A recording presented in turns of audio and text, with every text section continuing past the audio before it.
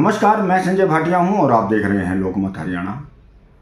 Social media पर इन दिनों एक वीडियो बड़ा वायरल हो रहा है जिसमें पूर्व मुख्यमंत्री चौधरी भूपेंद्र सिंह हुड्डा सदन में अपनी बात रखते हुए दिखाई दे रहे हैं। बाप बेटा की जोड़ी पर वह अपनी बात रख रहे हैं। आपको बता दें, चौधरी भूपेंद्र सिंह हुड्डा के नेतृत्व में जिस प्रकार से चुनाव लड़ा गया था विधानसभा चुनाव का, उसमें कांग्रेस हार गई थी। हार के पश्चात जिस प्रकार से चौधरी भूपेंद्र सिंह हुड्डा को लोग अब निशाने पर ले रहे हैं, उन्हीं की पार्टी के भी कुछ लोग हैं और विपक्ष के भी लोग हैं जिनका कहना है कि कांग्रेस की हार के पीछे चौधरी भूपेंद्र सिंह हुड्डा का हाथ रहा है। मैं आपको बता दूं, यह सच नहीं है। सच तो यह है कि चौधरी भूपेंद्र सिंह हुड्डा के नेतृत्व में कांग्रेस ने बढ़ोतरी ही की है। पिछली बार 31 सीटें आई थी, लेकिन इस बार 37 सीटें आई हैं। यह तो पब्लिक के ऊपर डिपेंड है कि वो किस पार्टी को वोट देती है। भारतीय जनता पार्टी ने 48 सीटें जीतकर पूर्ण बहुमत की सरकार हरियाणा में बनाई है, तो इसका मतलब ये नहीं है कि चौधरी भूपेंद्र सिंह हुड्डा का प्रभाव हरियाणा के अंदर एकदम से कम हो गया है। यह या ये कहें कि चौधरी भूपेंद्र सिंह हुड्डा की वैल्यू हरियाणा में नहीं रही है। मैं आपको बता दूं, चौधरी भूपेंद्र सिंह हुड्डा हरियाणा प्रदेश के 2 बार मुख्यमंत्री रहे हैं। एकमात्र कांग्रेस में ऐसे नेता हैं जिनका प्रभाव पूरे हरियाणा के अंदर दिखाई देता है। चौधरी भूपेंद्र सिंह हुड्डा के अलावा अन्य कई बड़े नेता भी हैं, लेकिन वो अपने जिले तक सीमित हैं, अपनी विधानसभा तक सीमित हैं या अपनी लोकसभा सीट तक सीमित हैं। लेकिन अकेले चौधरी भूपेंद्र सिंह हुड्डा और उनके पुत्र सांसद दीपेंद्र सिंह हुड्डा, ये 2 नेता ही कांग्रेस में ऐसे हैं जिनका प्रभाव पूरे हरियाणा के अंदर दिखाई देता है। तो एकदम से किसी बड़े नेता को, मैंने पहले भी बताया था, एकदम अगर कांग्रेस की सरकार नहीं बनी, इसका मतलब ये नहीं है कि चौधरी भूपेंद्र सिंह हुड्डा को एकदम से घेर लिया जाए, उन्हें को एक ऐसा नेता बताया जाए जिसका कोई प्रभाव नहीं है हरियाणा के अंदर। तो ये बात बड़ी बेमानी होगी, क्योंकि कोई बात नहीं, चुनाव है, अगले 5 साल से कांग्रेस संघर्ष करेगी, हुड्डा परिवार भी संघर्ष करेगा। तो 2029 के चुनाव में देखा जाएगा कि कांग्रेस सरकार बनाती है नहीं बनाती है।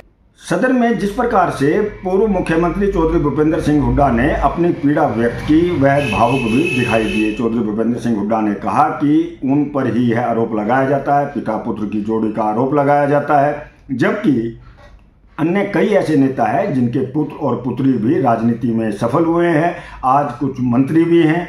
मैं आपको बताऊं कि चौधरी भूपेंद्र सिंह हुड्डा को हार के बाद जिस प्रकार से निशाने पर रखा जा रहा है, जिस प्रकार से हाशिए पर डालने का प्रयास किया जा रहा है, लेकिन यह बात नहीं भूलनी चाहिए कि राजनीति में कब आदमी नीचे होता है, कब आदमी ऊपर आ जाता है, यह कहा नहीं जा सकता है। तो लेकिन कांग्रेस आज 37 विधायकों के साथ सबसे बड़ा दल है हरियाणा के अंदर, बड़ा मजबूत दल है कांग्रेस।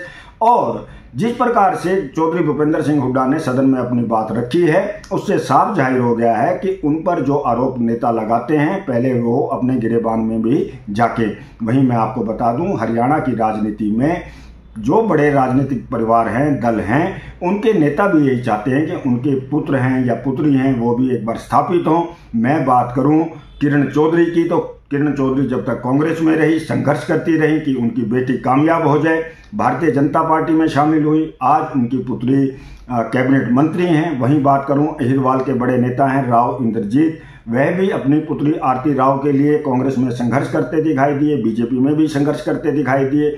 लेकिन 2024 के चुनाव में उनकी पुत्री विजयी हुई और उन्हें भी कैबिनेट मंत्री का दर्जा प्राप्त हुआ। इसी प्रकार से चौधरी वीरेंद्र सिंह जी हैं, जो कि पूर्व केंद्रीय मंत्री हैं, उन्होंने भी अपने पुत्र को राजनीति में स्थापित किया। इसके अलावा चौधरी अजय सिंह चौटाला हैं, उनके पुत्र भी राजनीति में स्थापित हैं।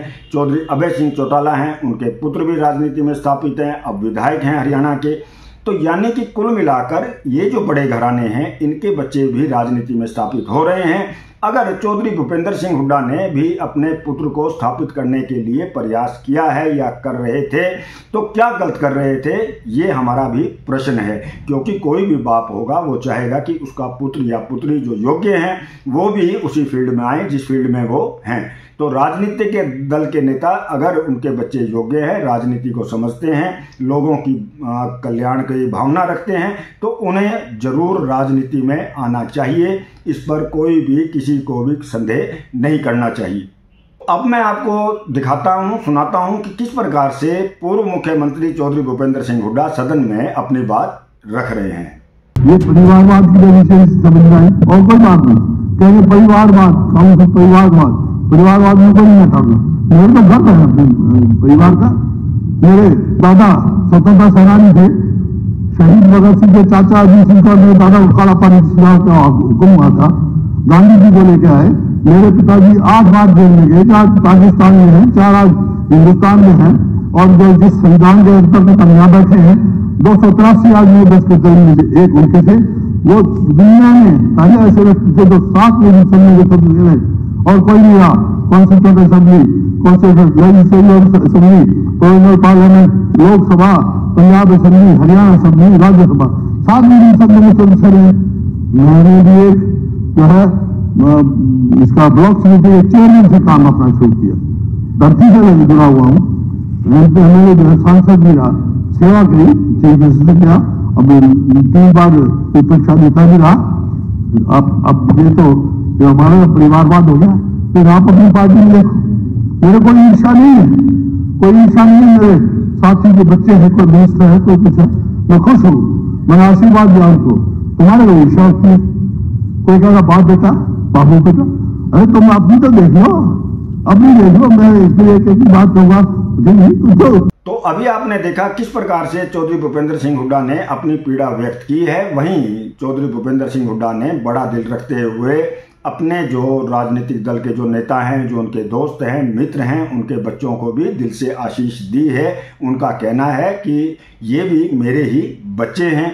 अब मैं अंत में एक बार फिर कहूँगा कि कई बार आम आदमी भी, हम भी आरोप लगाते हैं कि राजनेता जो है वो अपने बच्चों को आगे बढ़ाते हैं। अगर उनके बच्चे भी योग्य हैं तो उन्हें राजनीति में आना चाहिए, इसमें कोई भी गलत बात नहीं है।